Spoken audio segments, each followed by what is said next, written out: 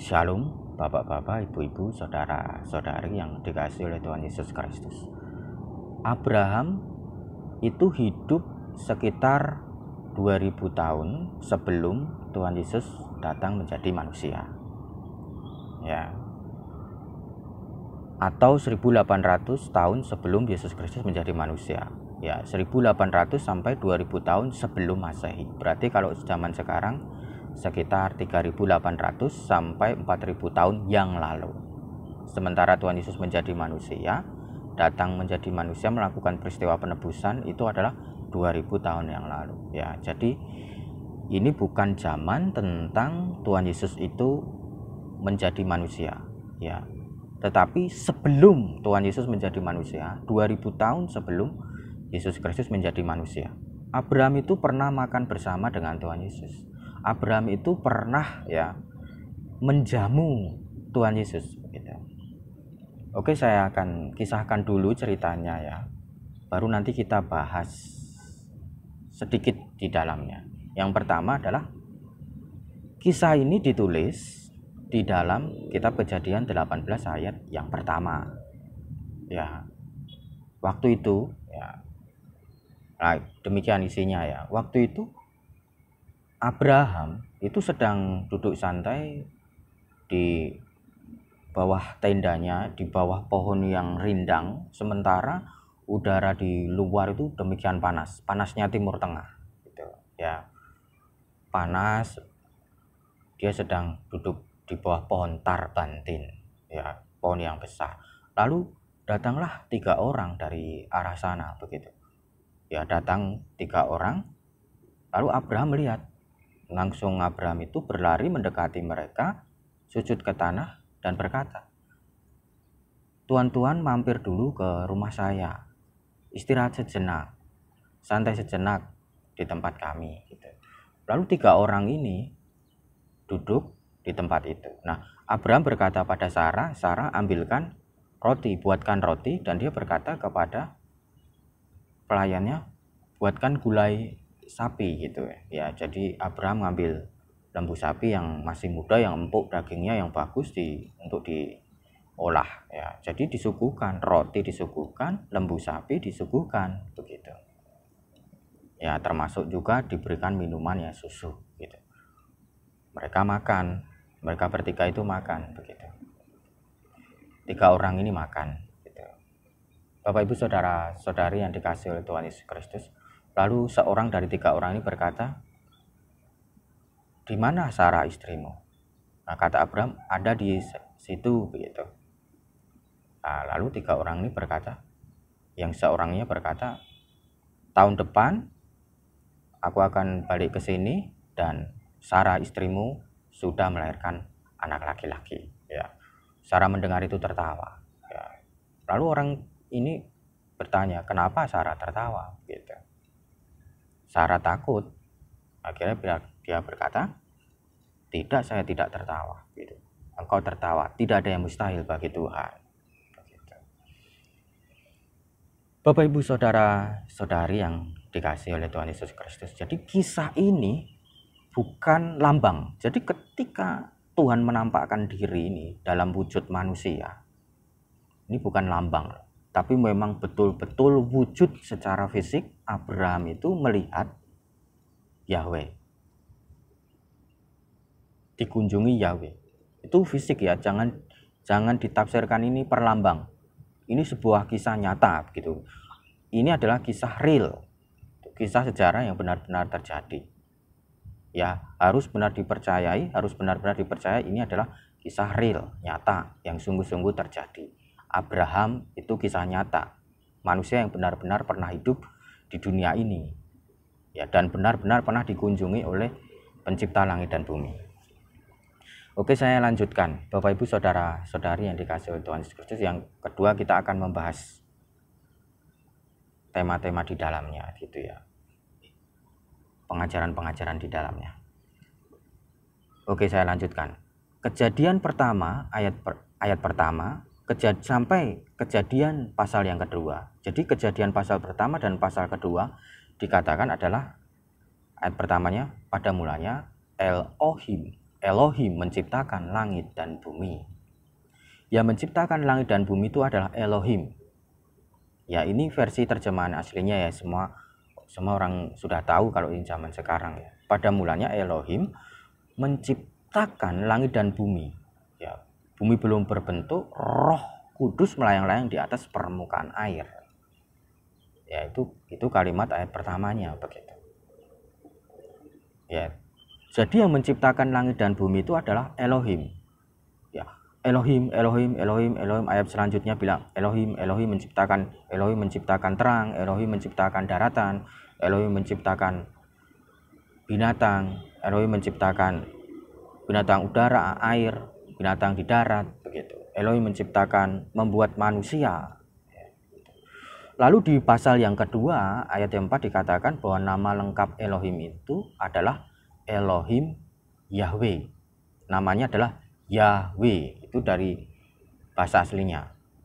Nah, sudah jelas ya, dari pencipta langit dan bumi itu kalau dari versi Kristen itu namanya adalah Elohim Yahweh dari bahasa aslinya. Ya, setiap agama itu akan membuat karangan kalau penciptanya adalah Tuhannya begitu. Ya, kalau andaikan saya membuat agama baru, agama sendiri, ya tentu saya akan mengatakan bahwa dewa yang saya buat itu yang menciptakan langit dan bumi begitu ya. Semua agama begitu. Ya, tapi ini saya bicara versi Kristen. Saya tidak akan membuat agama yang baru ya. Oleh anugerah Tuhan janganlah, tidak usah. Tidak gitu. Tapi apa yang sudah ada di Alkitab itu yang saya ajarkan. Bapak Ibu saudara-saudari yang dikasih oleh Tuhan Yesus Kristus. Jadi yang menciptakan langit dan bumi itu menurut Kristen adalah Elohim Yahweh. Versi terjemahan aslinya Ibrani, ya bahasa Ibraninya itu aslinya itu Elohim Yahweh. Di pasal pertama dan kedua. Jadi penciptanya itu terus semua Elohim Yahweh. Sampai di sini saya harap sudah jelas. Lalu lompat ke pasal 18 ya. Di situ dikatakan Yahweh menampakkan diri kepada Abraham. Nah, tadi Elohim Yahweh inilah yang menciptakan langit dan bumi. Lalu pasal 18 Yahweh yang menciptakan langit dan bumi ini menampakkan diri kepada Abraham. Ya, sekian tahun dari kejadian pasal pertama sampai zamannya Abraham itu tidak dijelaskan itu berapa tahun atau jutaan tahun.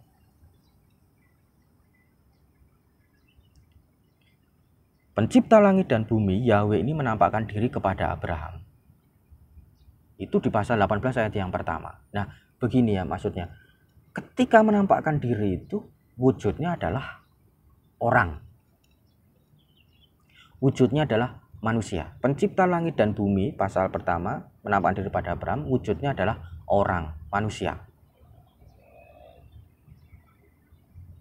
Begini ya Bapak Ibu saudara-saudari yang dikasih oleh Tuhan Yesus Kristus, ini bukan perlambang. Saya ulang lagi, ini bukan lambang, tapi sebuah kejadian real, nyata, bahwa itu wujudnya orang. Abraham itu juga adalah manusia real yang pernah hidup dalam sejarah.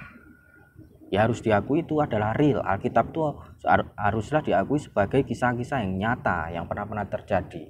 Walaupun tidak bisa dikatakan sebuah buku sejarah yang rinci, tapi tetap itu sebuah buku sejarah. Alkitab adalah sebuah buku sejarah, walaupun dalam ukuran yang mungkin tidak lengkap seperti buku-buku sejarah pada zaman modern. Tapi Alkitab adalah sebuah sejarah yang benar-benar pernah terjadi dalam ukuran tertentu. Walaupun ya kita tetap harus mengakui Alkitab itu adalah firman Tuhan. Tidak boleh diakui Alkitab itu hanya sekedar sejarah. Bukan membahas ke arah itu. Tetapi ini adalah kisah sejarah yang benar-benar real. Ya. Dan yang menampakkan diri kepada Abraham, pencipta langit dan bumi yang menampakkan diri pada Abraham, ini benar-benar real, nyata. Wujudnya manusia, bukan lambang gitu. Kalau lambang itu ngimpi, bukan mimpi ya ini ya. Abraham itu tidak bermimpi, tidak berkhayal, tidak ada kata perumpamaan, perlambang, itu tidak. Tapi adalah sebuah benar-benar real, nyata. ya Tuhan nyata wujudnya manusia begitu. Yang menciptakan langit dan bumi itu wujudnya manusia. Begini ya, Bapak Ibu saudara-saudari yang dikasihi oleh Tuhan Yesus Kristus, memang ya setiap dewa-dewa Kanaan ya pada zaman Abraham itu memang wujudnya macam-macam. Jadi masyarakat itu terutama Timur Tengah yaitu percaya bahwa setiap dewa-dewa itu adalah makhluk spiritual gitu. Ada juga yang mengatakan itu zat gitu. Terus ada yang intinya sama aja, intinya itu makhluk roh gitu ya, bukan daging begitu seperti manusia gitu ya. Sama aja, itu cuma istilah aja, cuma makhluk spiritual roh begitu. Dan itu ada wujudnya. Ya kalau dewa-dewa Mesir, Tuhannya orang Mesir itu, kepercayaan Mesir, ada itu dewa-dewa itu wujud spiritualnya itu seperti krokodil ya, digambarkan ya, ada yang orang zaman sekarang menyatakan itu digambarkan seperti itu begitu. Tetapi kalau bagi penganutnya itu bukan digambarkan seperti itu, tetapi memang wujudnya seperti itu, wujud spiritualnya di alam roh itu seperti itu. Kepalanya krokodil, buaya, badannya manusia. Ada yang kepalanya burung, badannya manusia. Ada yang katak begitu. Itu dewa-dewa Mesir. Ya Abraham waktu itu kan tinggal di dekat Mesir gitu. Dewa-dewa Mesir tuh punya wujud yang seperti itu begitu. Ada yang wujudnya kepalanya serigala, badannya manusia begitu. Nah, itu di buku-buku lama ada ya. Di buku lama ada, mungkin di Google juga ada, coba cek. Tapi di buku-buku lama itu ada tuh gambar-gambarnya begitu ya, dewa-dewa Mesir, dewa-dewa padang pasir. Ya, dewa-dewa padang, kalau dewa padang pasir itu gelap, hitam, bayangan hitam, kepalanya kambing, manusia tapi kepalanya kambing, bertanduk, tangannya dua, kanan semua begitu. Itu dewa-dewa padang pasir ya. Ya kalau dewa-dewa India, nah itu kalau zaman sekarang itu bisa melihat di Google ya. Itu ya, dewa-dewa India itu ada dewa yang tangannya banyak, ada yang belakangnya ada ular kobranya begitu. Ya itu wujud spiritualnya di alam roh itu seperti itu begitu kan, sama seperti dewa-dewanya misalnya kepercayaan Jawa juga ada bentuk-bentuknya gitu. Ya itu seperti itu, dipercayai di alam spiritual wujudnya ya seperti itu begitu. Jadi bukan cuma zat cair gitu, seperti air diteteskan, zat cair, air teteskan terus meletrek begitu, bukan. Ya. Ya, ini kembali ke kepercayaannya masing-masing. Ya, setiap kepercayaan itu seperti apa sih menggambarkannya. Nah, tapi kalau dewa-dewa Mesir, dewa-dewa padang pasir, ya termasuk itu memang ada wujudnya gitu. Wujudnya ada yang seperti itu tadi. Nah, kalau Yunani, ya Yunani itu kan berarti area Abraham ke utara. Yunani itu berarti agak ke utara. Wujudnya dewa-dewa di Yunani kan banyak yang seperti manusia, begitu. Wujudnya banyak yang seperti manusia ya, dewa-dewa Yunani itu zaman sekarang apa begitu kan ada, bisa itu. Udah tahu lah kalau masyarakat zaman sekarang. Nah, kalau versi Kristen, Tuhan itu menampakkan diri kepada manusia, tidak pernah wujud yang bermacam-macam, tidak ada wujud ular, tidak ada wujud gajah, tidak ada wujud katak, tidak ada wujud binatang-binatang yang lain gitu. Kecuali merpati ada ya. Roh Kudus menampakkan diri ya kepada Yohanes Pembaptis itu adalah merpati begitu. Roh berbentuk merpati begitu. Di alam spiritual itu bentuknya merpati Kak. Ya merpati turun ke atas Tuhan Yesus itu. Ke atas Yesus Kristus itu ya. Jika engkau melihat roh berbentuk burung merpati turun ke atas seorang, dia itulah yang akan membaptis dengan api dan Roh Kudus itu ya, dikatakan kepada Yohanes Pembaptis. Dikatakan kepada Yohanes Pembaptis ya. Roh Kudus juga menampakkan seperti api begitu ya. Ya, itu zaman Pentakosta itu Roh Kudus menampakkan diri seperti api gitu.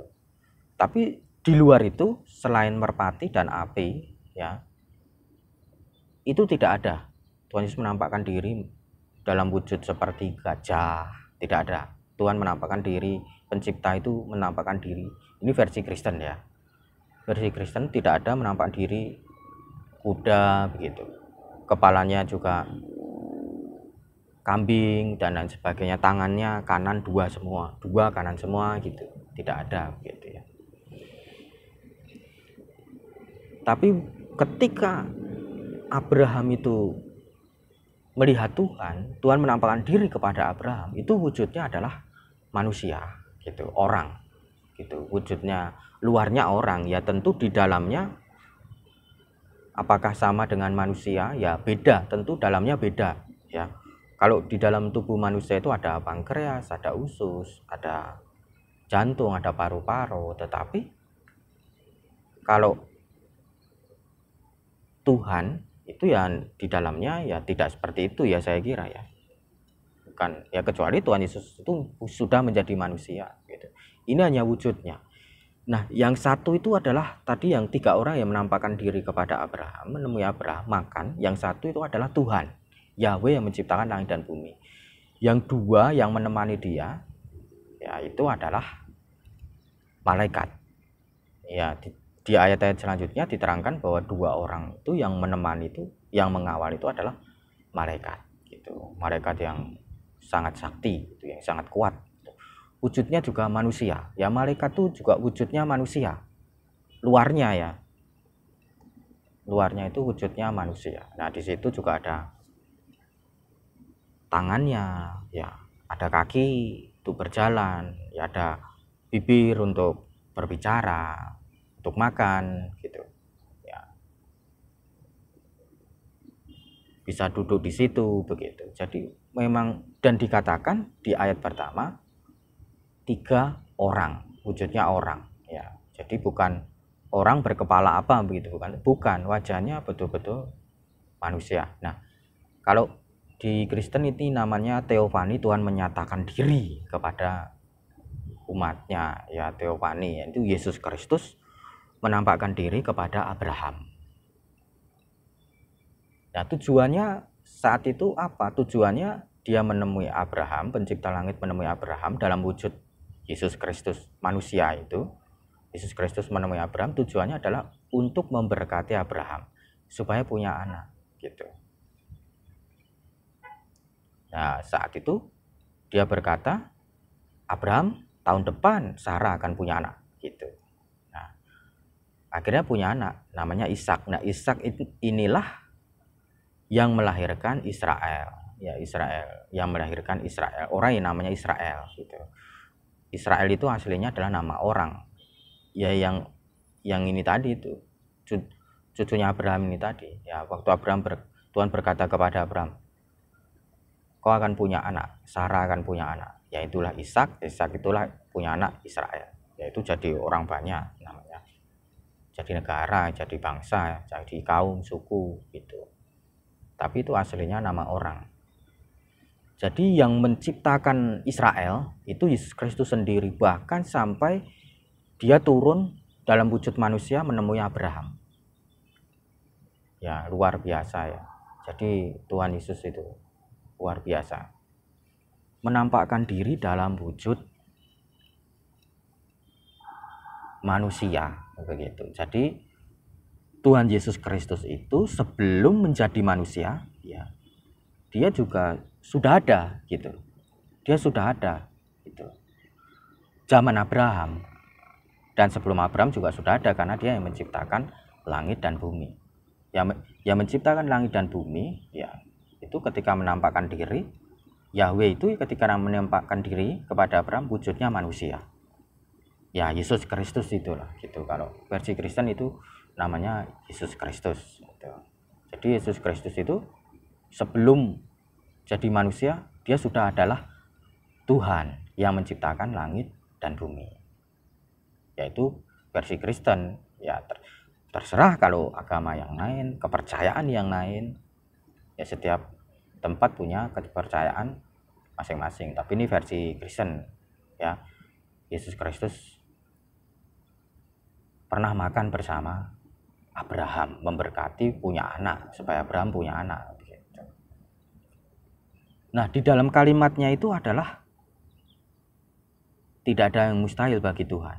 Gitu. Ya, waktu Sarah berkata, wah apa mungkin, di dalam hatinya itu bisa melahirkan, apakah masih bisa birahi, umurnya udah 90, ya sudah ya begitu. Lalu dalam kalimatnya itu tidak ada yang mustahil bagi Tuhan. Apakah ada yang mustahil bagi Tuhan? Itu kalimat yang diucapkan oleh Tuhan Yesus di Perjanjian Baru. Ternyata itu Tuhan Yesus sering mengucapkan itu ya. Di Perjanjian Baru tidak ada yang mustahil bagi Tuhan. Tidak ada yang mustahil bagi orang yang percaya. Nah, itu sebelum Tuhan Yesus menjadi manusia, ucapannya sama. Tidak ada yang mustahil bagi Tuhan. Jadi itu sudah kayak bidangnya Tuhan gitu. Tidak ada yang mustahil. Itu kalimat Yesus Kristus ya. Sebelum menjadi manusia dan sesudah menjadi manusia, tidak ada yang mustahil. Itu kalimatnya Yesus Kristus itu ya. Ibaratnya itu kalimat Tuhan. Kalau manusia tidak bisa seperti itu. Tidak ada yang mustahil. Ya kecuali manusia itu yang diizinkan Tuhan gitu. Hanya Tuhan yang bisa melakukan hal-hal yang mustahil ya. Nah, itu terjadi kemudian. Sarah itu tahun depannya melahirkan anak, diberi nama Ishak. Ya, melahirkan Israel. Nah, tujuannya supaya Yesus Kristus nanti turun menjadi manusia lewat badannya keturunan Israel itu. Ya, Israel dari garis suku Yehuda, lalu Yesus Kristus itu turun di perutnya Maria. Itu adalah keturunan Abraham kalau di rentetan gitu. Di urut-urutan silsilahnya itu. Ya Yesus Kristus turun di situ gitu. Lewatnya di tubuhnya Abraham, Sarah turun di suku Yehuda lalu di perut Maria itu. Nah, Tuhan Yesus ya pernah makan bersama Abraham dalam wujud manusia luarnya gitu ya. Penampilannya begitu. Wujudnya adalah manusia real. Ya, sebelum menjadi manusia turun di perut Maria, Yesus Kristus itu sudah menampakkan diri kepada Abraham dalam wujud manusia, orang gitu ya. Jadi bukan binatang-binatang yang lain tapi orang. Terima kasih. Tuhan Yesus memberkati.